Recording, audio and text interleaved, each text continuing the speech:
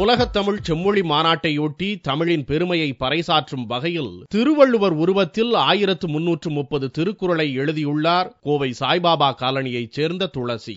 4.5 அடி உயரமும் 133 சென்டிமீட்டர் அகலமும் கொண்ட தாளில் தலை முதல் கால் வரை திருக்குறளால் திருவள்ளுவரின் உருவம் வடிவமைக்கப்பட்டுள்ளது. ஒவ்வொரு பகுதியிலும் ஒவ்வொரு அதிகாரத்திற்குரிய 10 திருக்குறள்கள் எழுதப்பட்டுள்ளது. தமிழின் பெருமை அனைவரிடமும் போய் சேர வேண்டும் என்ற எண்ணத்தில் இந்த ஓவியம் வரையப்பட்டதாக துளசி தெரிவித்துள்ளார். 1330 இந்த திருக்குறள்களால தலையிலிருந்து கால் வரைக்கும் நான் எல்லா திருக்குறள்களாலையும் இதை வடிவமைச்சிருக்கேன்.